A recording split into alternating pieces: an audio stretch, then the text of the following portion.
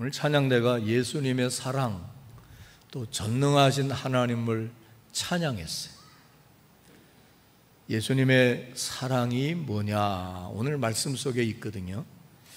그 사랑이 여러분에게 느껴지게 되고 전달되게 되고 또 임하게 되기를 축복합니다.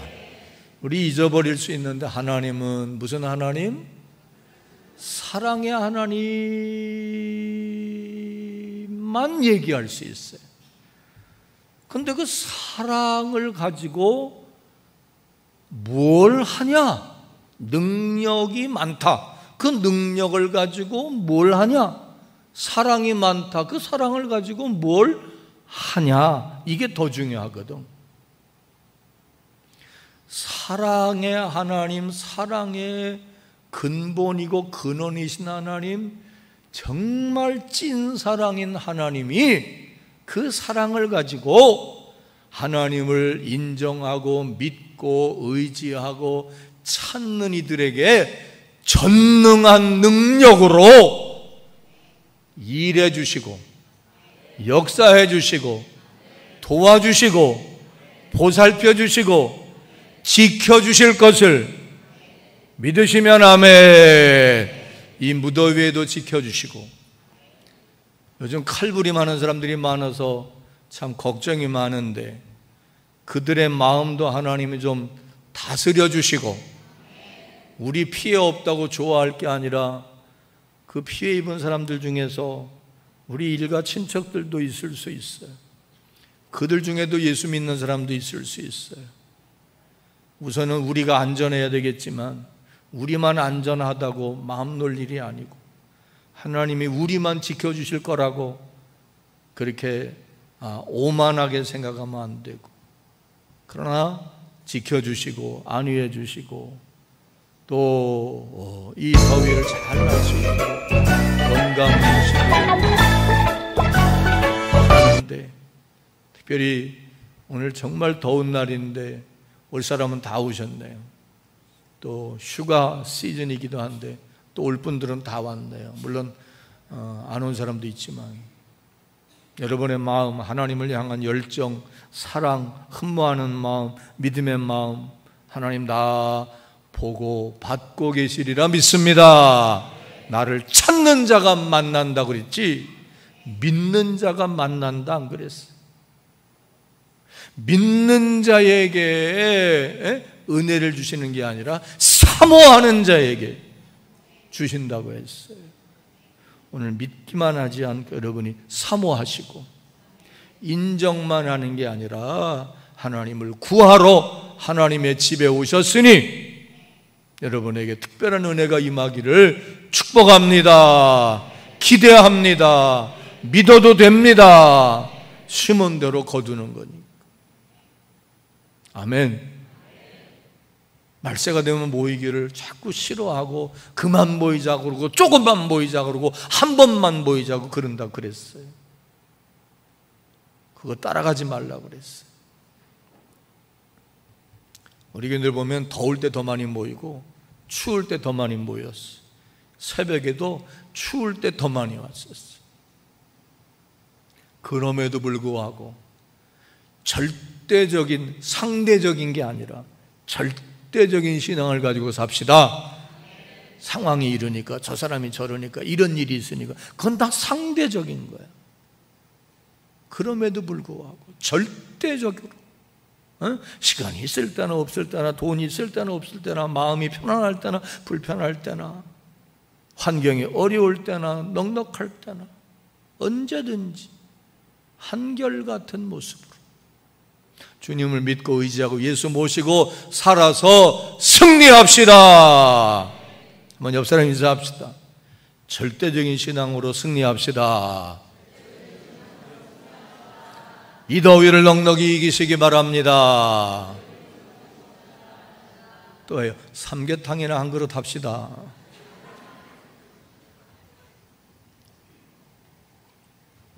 오늘 왜 간편식이냐? 그래서 1시 반에 예배 드리는데 여선교회에서 너무 덥다고 2주일이나 식사 안 하면 안 되겠냐고 그래서 내가 타협했어요. 한 주일만 쉬어라. 안 먹을 수 없으니까. 안 먹으면 오후 예배 못 드리잖아요. 그래서 간편식으로 오늘 이삭 토스트를 드린대요. 이삭 토스트가 맛있더라고. 근데 설거지할 시간이 필요 없으니까 2시까지 기다리면 기다리다 지쳐서 다 가버려. 그래서 1시 반으로 땡긴 거고, 또 우리 김은석 집사님 가정에서 장례에 감사하다고 하나님께 감사하고 여러분의 사랑에 고맙다고 뭔가 섬기고 싶다고 그랬는데 떡 이런 거 뭐 할 수도 있지만 가격이 비슷하대요. 조금 더 들겠지 뭐. 그러니까 오늘 간편식으로 이삭 토스트를 드린다니까 드시고 1시 반에 오후 예배까지 온전히 드립시다. 크게 아멘. 예, 예. 만고의 진리는 하나님은 행한 대로 갚아주시고 심은 대로 거두게 하시고 믿음대로 되게 해주시는 게 성경이 전하는 만고의 진리예요. 만고의 진리. 내가 이 말하면 안 되는, 이렇게 하면 또 안 돼. 오늘 내가 일찍 끝난다고 그랬는데, 내가 어저께 저녁에 우리 하영이가 보는 넷플릭스로 이렇게 뭐 재미난 거 올라온 거 있나, 거긴 테마별로 있으니까. 근데 스포츠 다큐멘터리에 네이마르에 대한 다큐멘터리가 소개됐더라고. 네이마르 아세요? 내 이름 말고 내 이름. 이강인 선수가 이번에 이적한 파리 생제르맹의 에이스 스타, 호날두를 비롯한 메시 다음엔 네이마르예요. 그 네이마르는 브라질의 빈민촌에서 태어났고 아버지가 축구 선수 출신인데 아버지는 대단한 선수는 아니었어요. 근데 지금도 아버지가 매니저를 하는데 네이마르는 타고난 재능이 어려서부터 탁월했어요. 그래서 10대 때 스페인에 있는 레알 마드리드로 픽업돼서 거기 가서 운동선수를 하는데 집에 가고 싶고 고향이 그립고 그래서 브라질에서 뛰다가 지금 세계에서 제일 비싼 선수가 됐는데, 내가 요 얘기하려고 그래요. 오늘의 네이마르가 있기까지는 여러분 잘 들어야 돼요. 어쩔 수 없는 거 이거는. 스스로가 인정한 게 뭐냐, 오늘의 내가 있기까지는 우리 아버지 때문이다 그랬어요. 내가 요 대목을 여러분에게 얘기하는 거예요. 왜 우리 아버지 때문이냐. 탁월한 재능을 남달리 가지고 있는데 중고등학교 때 축구를 하는데 애들이 대충 하는 거야. 다른 애들도 대충 하는 거야. 쉬엄쉬엄 하는 거야. 슬슬 놀아가면서 하는 거야. 그런데 요 녀석도 대충 해. 열심히 안 해. 네이마르 아버지가, 야 인마 너 왜 열심히 안 뛰어? 다들 그러잖아요. 다들 그러는데요. 뭐 다 그러는데 내가 뭐 그렇게 열심히 뛸 일 있어요? 야 이놈아, 다 그렇다고 너도 그러면 너도 똑같은 놈밖에 안 돼. 다 그런다고 너도 그러면 안 돼. 그 말을 지금도 잊지 않고 있다. 호날두는 우리나라 와가지고 1분도 안 뛰고 갔지만 네이마르는 전후반 엊그제, 그죠? 다 뛰고 갔어요. 끝까지 다 뛰고 갔어요. 호날두가 그런다고 너도 그러면 안 돼. 우리는 그 부하내동하는 심리가 있어요. 남의 장에 가면 나도 가는 거야. 그래서 사람이 누구와 같이 지내느냐가 중요해. 놀기 좋아하는 애들하고 좋아하면 사귀면 노는 애. 대충 하는 사람하고 사귀면 대충 해. 그러나 뭐든지 최선을 다하고 자기 일에 전념하고 허튼 짓 안 하는 사람하고 사귀면 그렇게 돼. 따라합시다. 다른 사람은 다르다. 신앙생활도 남들이 다 더우면 쉬고 추우면 쉬고 어려우면 예배도 안 가고 그거 말고 성경에 열심히 특심했다 그랬어. 아멘? 다 그런다고 여러분도 그러면 별 볼 일 없어지는 거예요. 다 존다고 또 졸지 말고. 이것도 작은 메시지예요. 탁월한 삶을 사는 사람의 배후에는 반드시 탁월한 부모가 있어요. 문제아의 부모 배후에는 반드시 문제의 부모가 있대요. 다 그런다고 너도 그러면 안 돼. 우리 교회는 좀 다릅시다. 여러분은 좀 다르기 바래요. 아멘. 나 혼자 그러다가 아니요. 언젠가 드러나는 날이 와요. 언젠가 눈물로 씨를 뿌리는 자는 기쁨으로 단을 거두게 되는 날이 반드시 옵니다. 힘들어도 외로워도 남들이 눈총 줘도 우린 우리 길을 갑시다. 캔디처럼. 할렐루야. 그게 창조적 소수. 하나님 그런 사람들을 들어서 일하시고 인류는 그런 사람들에 의해 발전하는 것이고 그런 사람들이 나머지 그저 그런 사람들을 먹여 살리는 게 역사의 진실입니다. 신앙생활도 마찬가지. 할렐루야. 기억합시다. 궁금하면 보세요. 네이마르. 나 이강인이 가는 바람에 관심을 가지고 보게 됐어. 목사는 뭘 봐도 이렇게 전해주려고 그래.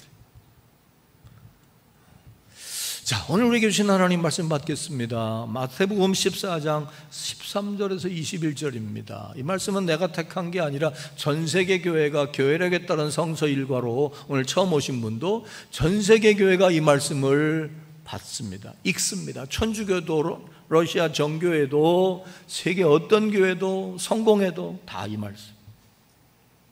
자, 제가 한 절 여러분 한 절 교독해서 받겠습니다. 예수께서 들으시고 배를 타고 떠나사 따로 빈들에 가시니 무리가 듣고 여러 고을로부터 걸어서 따라간지라.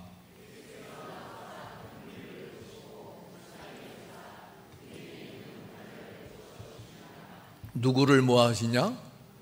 병자들을 고쳐주시니라. 저녁이 되매 제자들이 나와 이르되 이곳은 빈들이요 때도 이미 저물었으니 무리를 보내어 마을에 들어가 먹을 것을 사 먹게 하소서. 제자들이 이르되 여기 우리에게 있는 것은 떡 5개와 물고기 2마리 뿐이니이다. 무리를 명하여 잔디 위에 앉히시고 떡 5개와 물고기 2마리를 가지사 하늘을 우러러 축사하시고 떡을 떼어 제자들에게 주시매 제자들이 무리에게 주니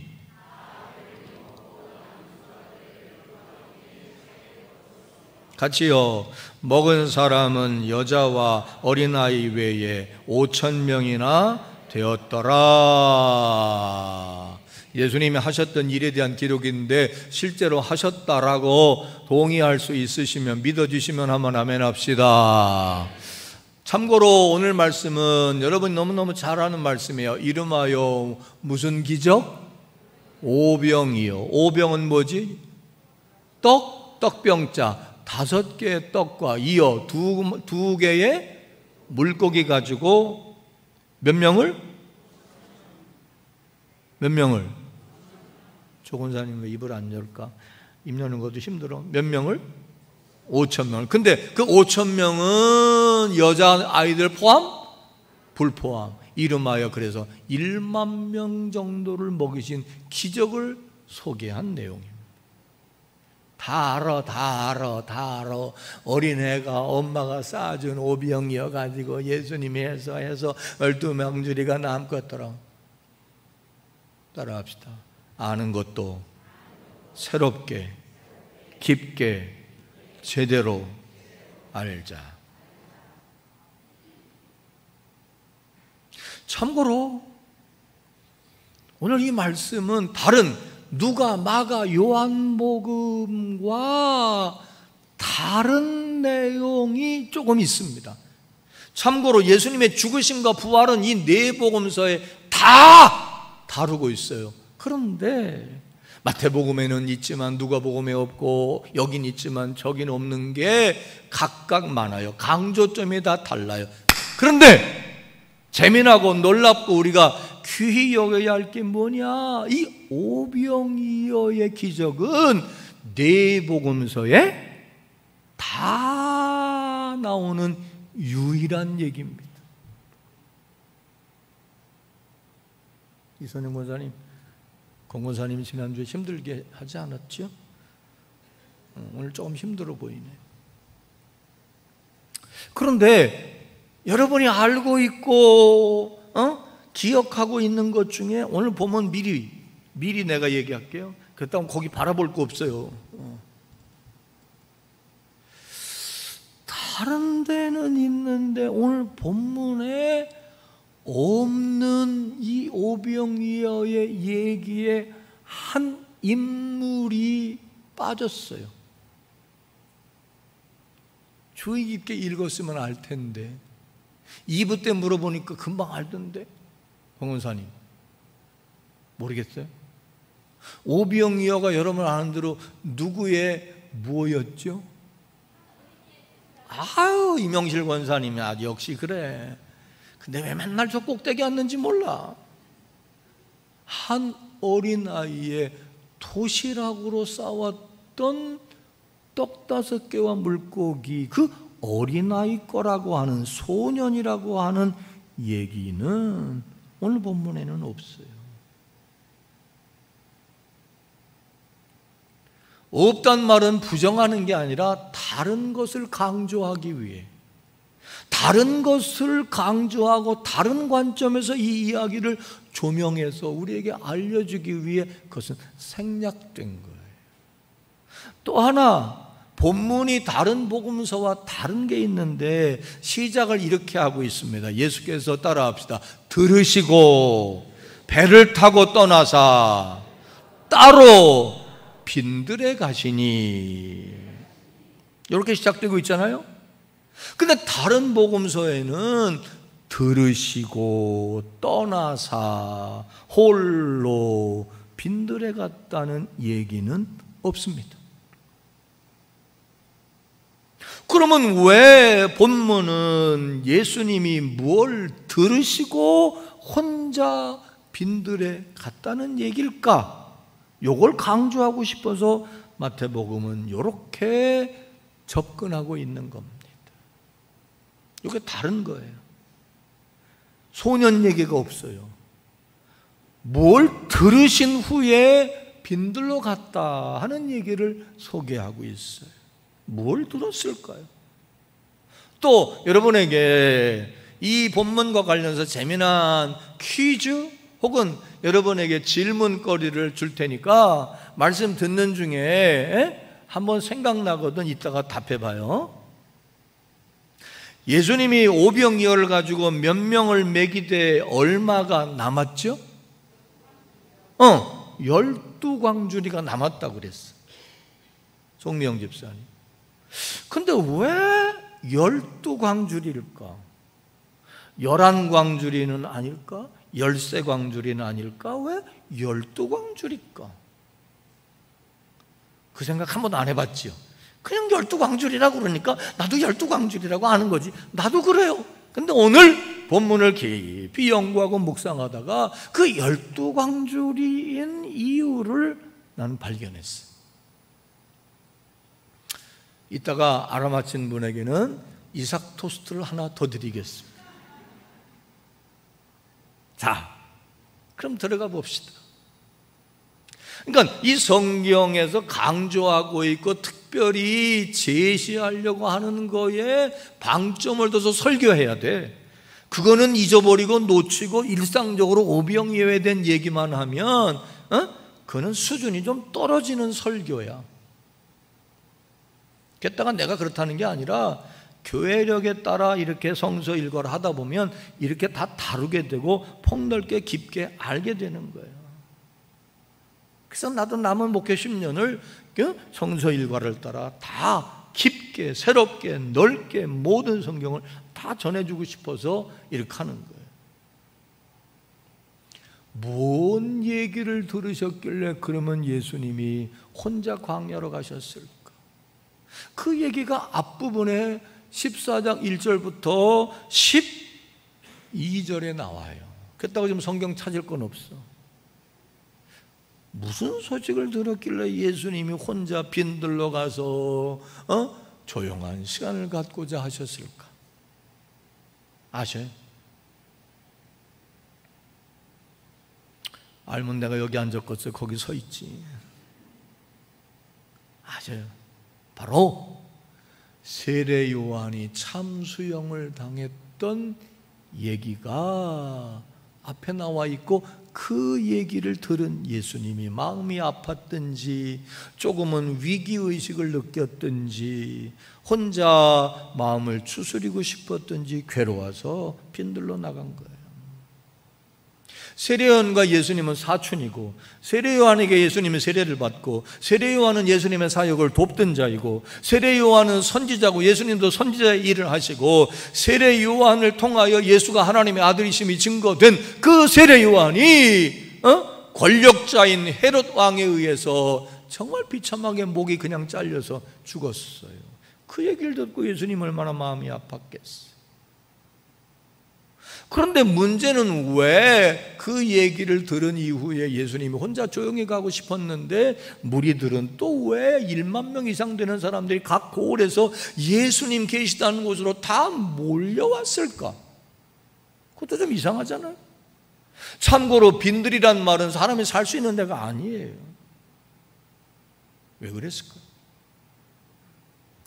세례 요한이 참수형을 당한 이유를 제가 설명할 필요가 있다. 세례 요한은 당시 선지자로서, 제사장으로서 사람들에게 주의 뜻을 전하던 자인데, 당시 왕인 헤롯 왕이 불륜을 저지르잖아요. 인간의 역사는 그때나 지금이나 똑같아. 불륜인데 무슨 불륜이냐? 제수 씨하고 놀아나는 거야.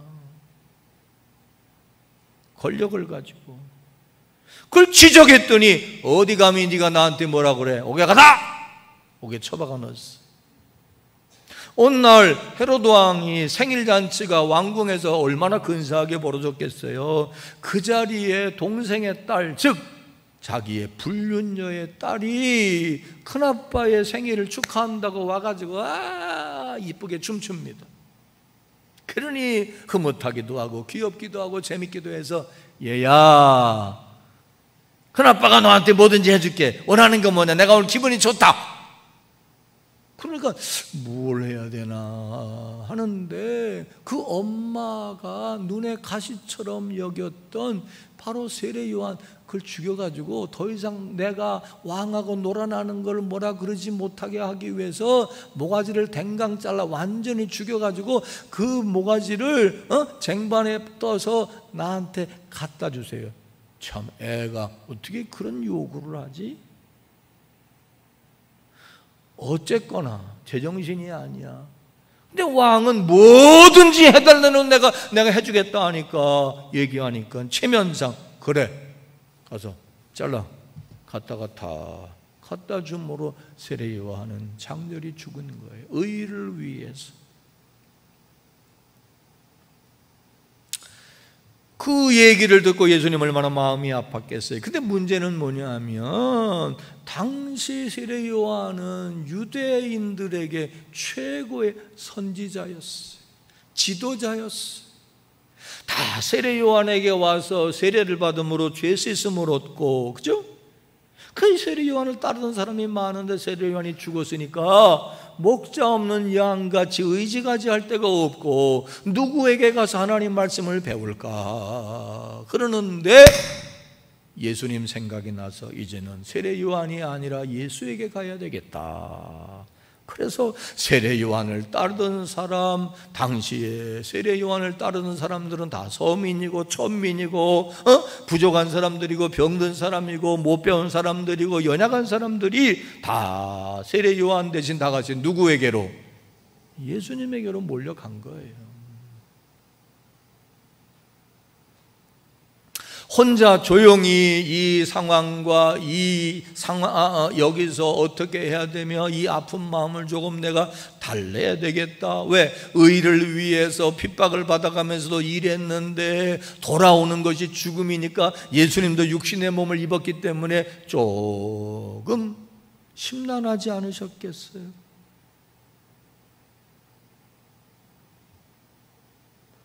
쉬고 싶고 마음 정리하고 싶고 이게 무슨 뜻인가? 하나님께 묻고도 싶고 기도도 하고 싶어서 빈들에 간 거예요. 사막에. 근데 10,000명이 넘는 사람들이 따라와서 예수여 예수여 예수여 예수여 그러니 어떡하겠어요? 여러분이라면 그 상황에서 어떡하겠으며 예수님은 어떻게 했느냐? 오늘 본문의 가장 중요한 장면이 사실은 오병이어 얘기가 아닙니다. 예수님은 그들을 보고 어떤 마음을 가지고 무슨 일을 하셨다 하는 것이 오늘 마태복음의 중요한 핵심입니다. 그들을 보고 귀찮아 또 따라와 여기까지 혼자 있고 싶다고 그러지 않았고 그들을 보고 다 같이 어떻게 여기셨다? 오, 역시 우리 교인들 보셨죠? 우리 교인들 수준이 이래요. 어떻게 여겼다? 아우 징글징글해. 한두 명도 아니고 10,000명이 떼거지로 몰려와서 예수여 예수여. 예수님은 오히려 모여들면 도망갔거든. 모여오면 도망갔어요. 왜? 당시에 로마가 지배할 때이기 때문에 사람들이 많이 누구한테 꼬인다 그러면 정보원들이 붙고 국가 반란 세력으로 잘릴 수가 있어. 죽을 수가 있어. 그것 때문에 죽으러 온 게 아니기 때문에 십자가에서 죽어야 되겠기에 어쨌든. 근데 예수님은 그들을 보고 다 같이 다시 한번 해요. 어떻게 여기셔서? 불쌍히 여기셔서 그들을 고쳐주시고 그들의 먹거리도 해결해 주셨다는 게 오늘 핵심입니다.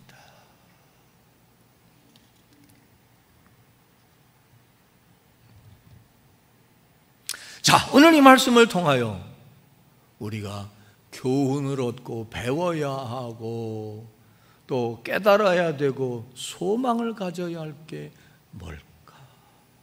예수님은 어떤 분이고 예수를 따르는 사람은 어떻게 살아야 하며 특별히 여러분 아는 대로 헤롯 왕의 왕궁에서 벌어졌던 생일잔치와 더불어 한번 상상해 봐요.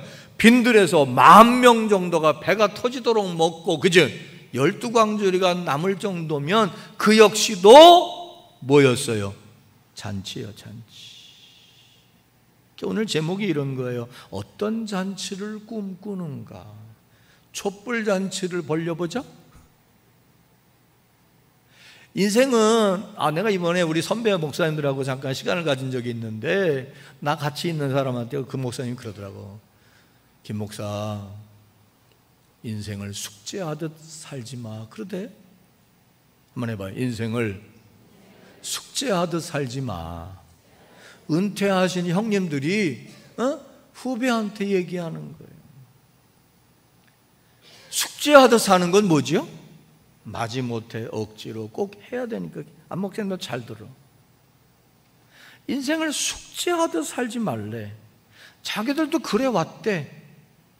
사명 때문에 교회를 성장시켜야 된다는 것 때문에 자식을 잘 키워야 된다는 것 때문에 내가 처자식을 부양해야 된다는 것 때문에 인생은 맨날 숙제하듯 쫓기고 압박감 속에 다 하기 싫어도 해야 돼서 어떤 의미에서 보면 억지로 힘들게 사는 면이 있어요. 근데 그분들이 은퇴하고 내린 결론은 뭐냐? 하루하루 즐기며 살아. 하루하루 즐겁게 살아. 하루하루 행복하게 살아. 하루하루 감사하며 살아. 그래서 내가 형님들 제가 오늘 만나서 큰 거 배웠습니다. 그리고 밥 샀어요.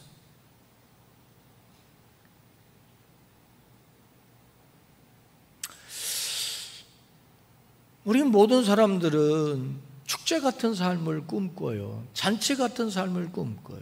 내가 신학교 때 읽었던 책 중에 감명받았던 게 하비 콕스라는 사람의 바보제라는 책인데, 예수 믿고 우리 늘 그런 얘기 하잖아요. 우리 그런 찬송 불러요. 내가 요즘 계속 그 찬송하는데, 주 예수와 동행하니 그 어디나 하늘나라. 그 말은 다른 말로 말하면 그 어디나 그 언제나 뭐 같은? 잔치 같은 삶을 사는, 축제 같은 삶을 사는, 숙제하듯 힘들게 어렵게 부담감 속에, 물론 인생에 그런 거 있어요. 사명을 위해, 의무를 위해. 그러나 거기에 쫓기고 매이다 보면 스트레스를 더 받고 비교하게 되고, 하루하루 있는 곳에서 즐겁지 않고 재밌지 않고 감사도 없고 그래.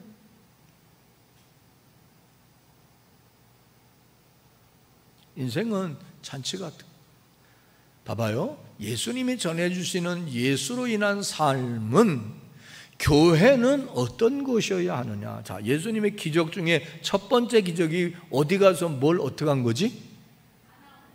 가나의 혼인잔치에 가서 물이 변하여 포도주가, 그 포도주를 먹은 사람들은 흥겨웠을까 우울했을까? 포도주 먹어봤잖아요. 흥겨워 안 흥겨워? 재밌어 안 재밌어? 즐거워 안 즐거워? 아주 또 먹었다고 그럴까봐 조용해지네. 어찌 보면 그런 인생을 예수님이 도와주신 거예요. 예수님은요, 사람들하고 같이 밥 먹는 거를 즐기셨어요. 즐기다 못해 삭개오 같은 죄인의 괴수, 마태와 같은 손가락질 받는 인간들하고도 즐겁게 잡수셨어. 부활하신 다음에도 제자들하고 또 잡수셨어. 생선을 구워서 주면서 먹어라 그랬어. 이게 교회는 덥다고 밥 안 하면 안 돼. 먹어야 돼. 교회 오면 먹어야 돼요. 전에 그래요. 뭐 밥하는 게 어려우니까 사람 둘을 써서 돈 주고 돈 내고 밥 먹게 해서 그 사람들 인건비 주면 어떨까요? 지나가던 나그네도 교회 와서는 밥 한 술 얻어 먹을 수 있어야지. 교회까지 와서 밥 먹고 돈 내고 밥 먹냐? 그러지 말자. 예수님은 죄로, 저주로, 두려움으로 하나님의 진노 속에 눌려서 힘들게 사는 인생들에게 자유와 해방을 주시고, 할렐루야! 기쁨과 즐거움 속에 그 어디나 하늘나라 즐겁게 항상 기뻐해라. 쉬지 말고 기도해라. 범사에 감사해라. 주 안에서 기뻐해라. 그런 삶을 살길 원하는 거예요. 교회는 기도하다가 눈물도 있지만 사죄의 선언을 받으면 할렐루야, 아멘, 감사합니다, 기쁩니다. 봉사하는 것도 봉사 안 하면 벌 받을까 봐 하는 게 아니라 구원받은 은혜에 감사해서 봉사하고, 11조 드리는 것도 11조 안 드리면 떼먹다가 교통사고 나가 죽을까 봐 율법적으로 드리는 게 아니라 이렇게 어려운 때 불경기에 이런 수입 주시니 얼마나 감사한가. 그래서 드리는 즐거움과 기쁨이 있는 공동체 삶이 예수 안에 있는 즐거운 잔치 같은 삶이고 축제의 삶입니다. 그런 삶을 누리는 게 그 어디나 하늘나라. 그러려면 어떻게 해야 되느냐? 예수님에게서 배울 수 있는 거, 남을 불쌍히 여기는 마음, 남을 불쌍히 여기는 마음, 불쌍히 여김으로 함께 애통하고 함께 위로하고 함께 섬기고 그의 배고픔을 채워주고 병든 자를 고쳐주는 거예요. 여러분, 재미난 건요, 다른 복음서에는 오병이어를 가지고 5,000명 먹이고 12광줄이 남았다 하는 이 사건 이전에 병든 자를 고쳐줬다는 얘기가 다른 복음서에는 없어요. 마가복음에는 가르치셨다 그랬고, 누가복음에는 따라합시다, 하나님 나라의 일을 이야기하셨다. 근데 마태복음에는 병든 자를 고쳐줬대. 그럼 뭐가 맞는 거야? 그렇게 접근하지 마. 병든 자도 고쳐주고, 진리도 가르쳐주고, 하나님 나라 일도 말씀하셨다. 근데 마태복음에는 왜 그들을 불쌍히 여기고 병든 자를 고쳐줬다는 대목을 강조할까?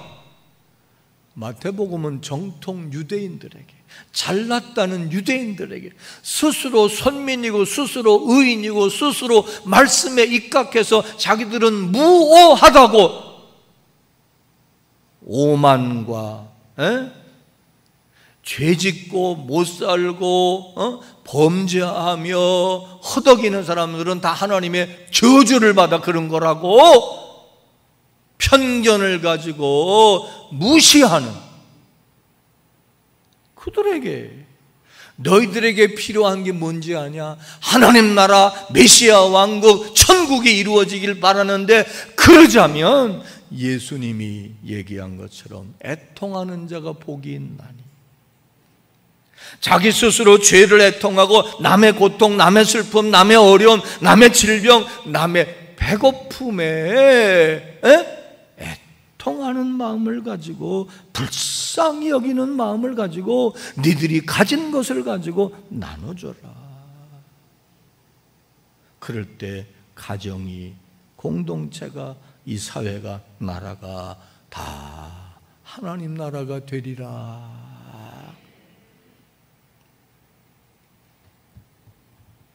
여러분, 여러분의 가정이 천국과 같은 가정이 되길 원하시면 한번 아멘 합시다. 우리 교회가 천국과 같은 교회가 되길 원하면 아멘. 이 땅이, 이 나라가 정말 사람이 살만하고 살기 좋은 천국 같은 나라가 되길 원하면 아멘. 그 비결이 뭐냐? 예수님 가르쳐 주셨어요.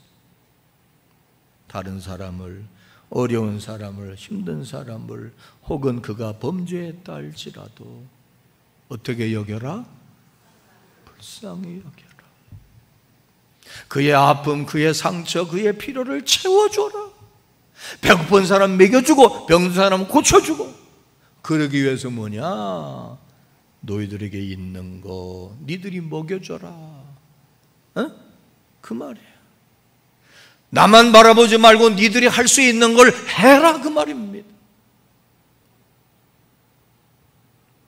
예수님은 애통하는 자가 복이 있나니 저희가 위로를 받을 거라 말씀하셨기에 그 말씀을 몸소 실천한 거예요. 여기에 유대인들에게 필요한 말씀이 있는 거예요. 여기 봐요. 어찌 보면 여러분 다 유대인 같은지도 몰라요. 왜? 하나님의 택한 백성들이니. 어찌 보면 여러분은 다 유대인, 바리새인, 사두개인 같은지도 몰라요. 왜? 오늘 안식일도 범하지 않고 주의를 지키고 있어요. 여러분 다 바리새인, 서기관인 것 같기도 해요. 왜? 11조도 따박따박 드려요.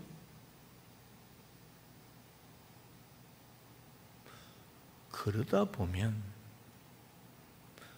오만과 편견을 가지고, 나는 의로운데, 나는 선민인데, 나는 하나님을 사랑하는, 나는 믿음으로 사는데, 나는 바르게 사는데 하고, 그렇지 않은 형제, 그렇지 않은 남편, 그렇지 않은 자식, 그렇지 않은 사람들을 향하여 불쌍히 여기는 마음이 아니라 정죄하고 비난하고 홀대하고 편가르기 하고 그럴 수 있어요. 이해갑니까? 그래서는 천국이 안 된다는 거예요.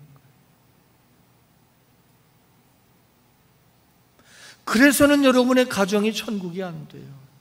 그래서는 여러분의 인생이 늘 잔치 같은 삶을 살 수 없어요.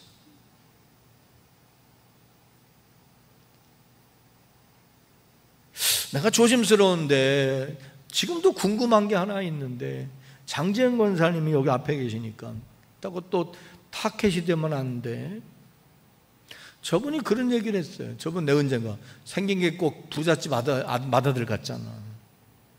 그래 안 그래? 그죠?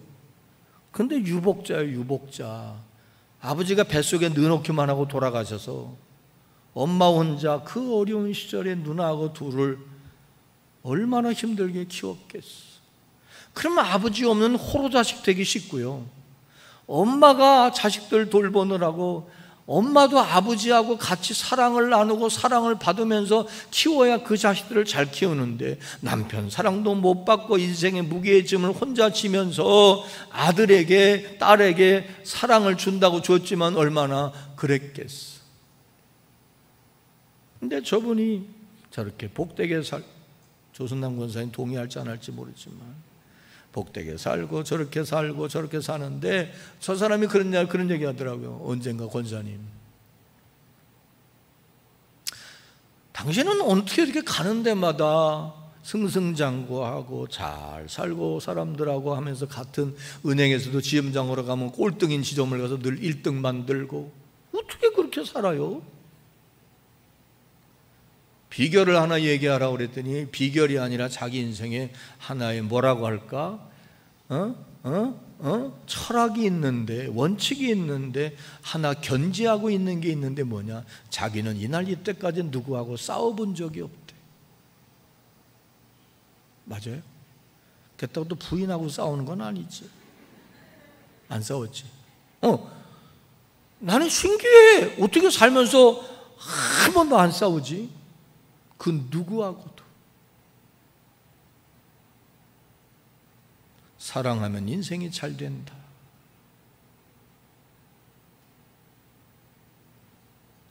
불쌍히 여기면 안 싸우게 돼요. 가정에서도 살림하는 남편 불쌍히 여기고, 살림하는 남편이란다. 밖에 나가서 돈 버는 남편 불쌍히 여기고, 여기 은퇴하는 사람들 이제 많이 있는데 부인들 좀 홀대하지 마. 이제는 은퇴하고 집에서 새끼 다 달란다고. 그동안 맨날 돈 버느라고 얼마나 힘들었어. 맨날 밖에서 먹다가 집에서 밥 달라니까 아주 죽겠지.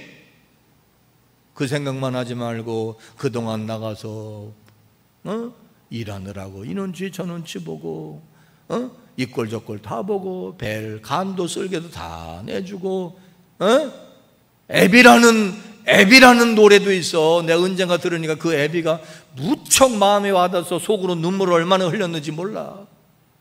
애비 노릇하랴, 어버이 노릇하랴, 그지? 이제는 직장에서도 쫓겨나서 잘려가지고 퇴직하고 이제는 집에서 좀 쉬면서 아내하고 오손도손 살랐더니 아내는 밖으로만 돌고, 새끼 달라면 새끼 삼식 놈이라고 그러질 않나? 퇴직한 남편 불쌍히 여기고, 서로 불쌍히 여기면 거기 천국이 있습니다. 잔치 같은 삶이 됩니다. 할렐루야. 아멘. 안 하는 거 보니까 그냥 살아요. 그냥.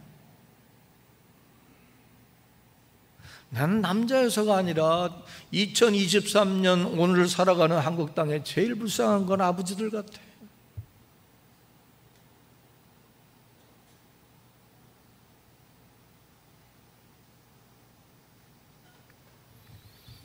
젊어서는 젊어서대로 나이 먹으면 힘 빠지고 돈 못 벌어 온다고 또 구박받고, 딸들은 엄마들하고 여행도 잘 다니는 아버지는 집에서 개나 지키라고 그러고,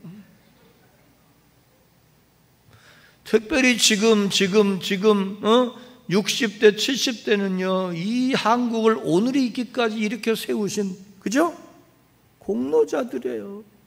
새벽부터 나가서 일해가지고 한국을 이만큼 세워올린 사람들인데 이제는 오갈 데가 없고, 그런 사람들이 전 세계에서 노령 빈곤층 1위야. 한국이 얼마나 불쌍해.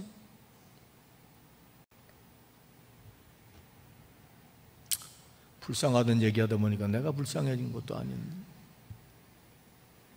나도 어떨 땐 불쌍해. 따라합시다. 너희가 먹을 걸 주라. 예수님은 어떻게 보면 황당한 얘기를 해요. 왜 그랬을까? 아니, 예수님이 이 10,000명 되는 사람들이, 제자들이 어떻게 먹을 걸 줄 수 있다고 생각해? 왜 이런 황당한 명령을 내리셨을까? 주석을 보니까 이렇게 분석 혹은 뭐라 그럴지 유추할. 첫째는 그들이 이제 예수님 돌아가면 양무리들을 먹이고 돌보고 가르치고 양육해야 할 책임감을 느끼고 니들이 한번 해봐라 하는 뜻에서. 그 나중에 예수님의 베드로에게 내 양을 먹여라, 내 양을 치라 그러잖아요.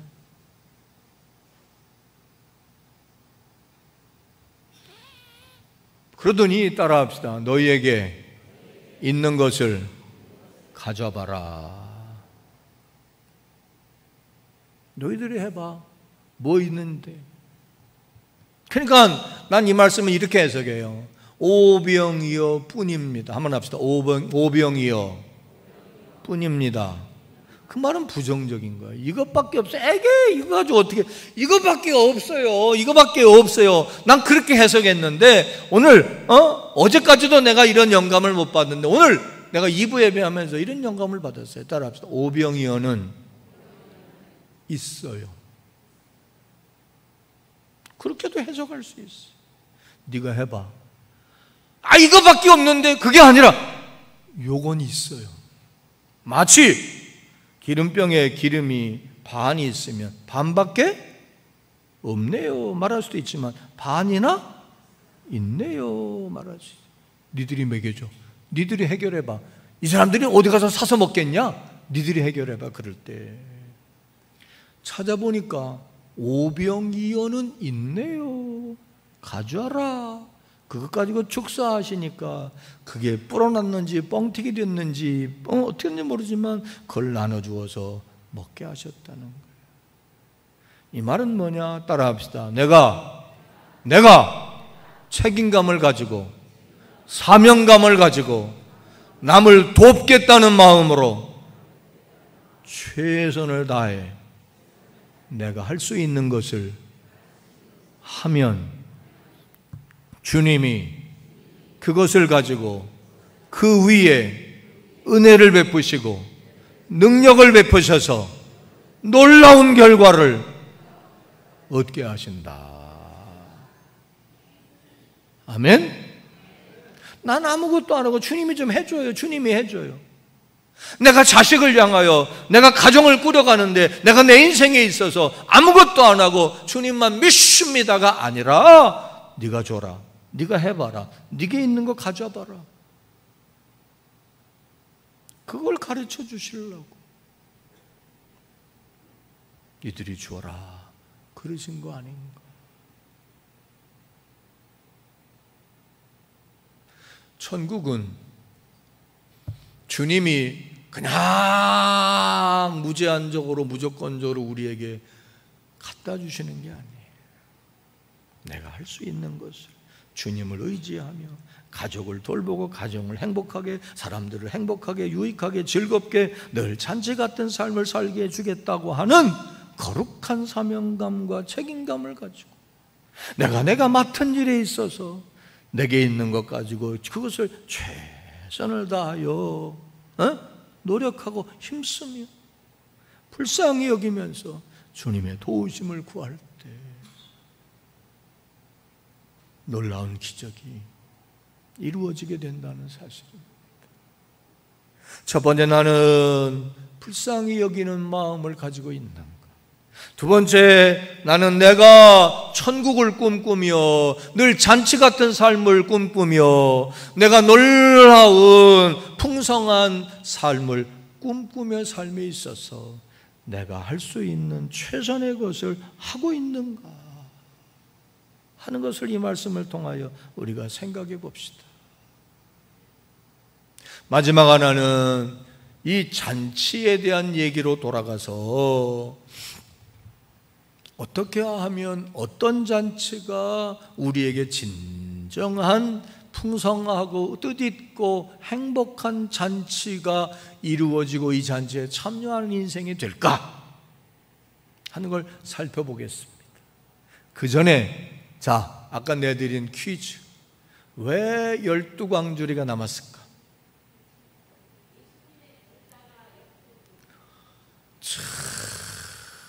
누가 이명실 권사님 보고 안 똑똑한 것 같다 그래? 자, 봐봐요. 내용이 스토리가 어떻게 됐냐면 예수님이 가져라. 그러니까 그거 가지고 축사하시고 하나님 광야에서 만나로 하나님이 무에서 유를 창조하신 것처럼 하나님의 능력이면 못하실 게 없는데 여기 있는 이 10,000명의 사람들을 긍휼히 여기시고 내가 먹여주고 싶어요. 근데 이것밖에 없어요. 이것 가지고 넉넉히 나눌 수 있게 해주세요 라고 하나님 앞에 기도하고는 믿음을 가지고 떡을 떼준 거예요. 그러니까 이 제자도 12명에 쭉 서서 떼주니 가서 이제 12명이 이 제자는 여기, 이 제자는 여기, 이 제자는 여기, 이 제자는 여기 다 가서 나누니까 예수님이 부스러긴 걷어들여라, 낭비하지 마라. 그러니까 종환아, 그지? 나눠줬던 바구니에 남은 거 다 먹어가지고 왔어. 근데 그 일을 12명이 다 같이 나눠주고 거뒀으니 당연히 그 남은 바구니는 몇 바구니? 오케이. 그래서 12바구니. 그래서 다른 복음서에 보면 그 12바구니를 각각 제자들의 집으로 가져갔다 그랬어. 그만큼 제자들은 예수님의 명령에 불쌍히 여기는 마음을 가지고 그들을 섬기는 일에 최선을 다했다는 거예요.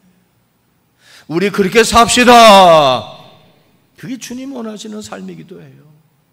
마지막으로 잔치를 비교해 봅시다. 우리는 잔치 같은 꿈을 꾸는데 과연 헤롯의 잔치가 우리 인생을 잔치 같은 삶을 만들어 줄까? 아니면 예수님이 배설하신 빈드렛의 잔치가 우리 인생을 잔치 같은 인생, 날마다 꿈꾸는 잔치집 같은 인생을 살게 해 주실까?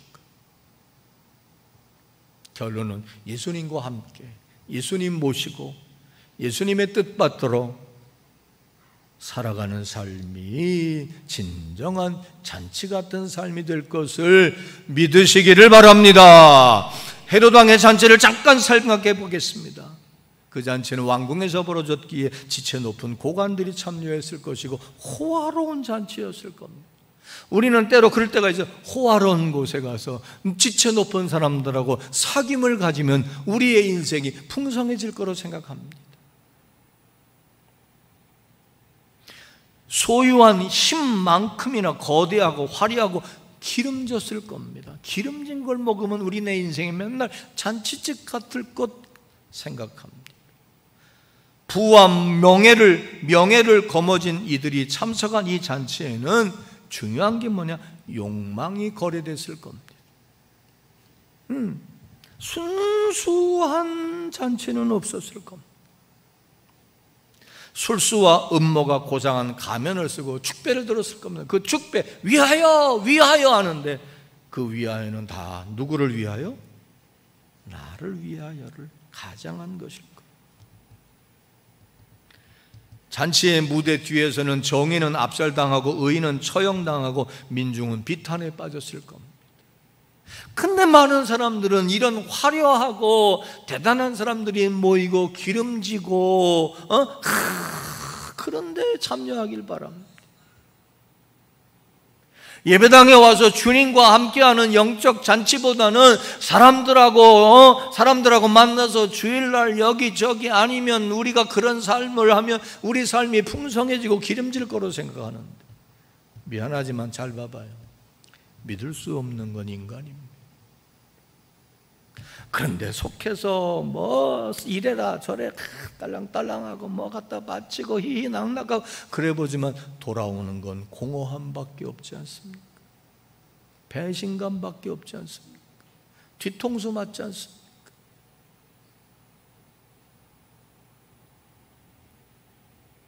예배의 예수님의 잔치는 사람을 불쌍히 여기는 마음에서 비롯된 것입니다. 가난한 빈들에서 곤궁한 사람들 가운데서 베풀어진 잔치입니다. 시리에 빠진 자들이 그 잔치에 참여함으로 회복됩니다. 두려워하는 이들이 기쁨을 얻습니다. 병든 자들이 치료함을 받습니다. 줄이고 목마른 자들이 영육간에 배불러집니다. 소유와 권력의 힘이 아니라 자비와 긍휼의 힘으로 넉넉해지는 것입니다. 이걸 경험한 다윗은 내가 왕궁에서의 첫날보다 아버지 집에서 주님과 함께하는 예배와 잔치가 하루가 더 낫다 그랬어요.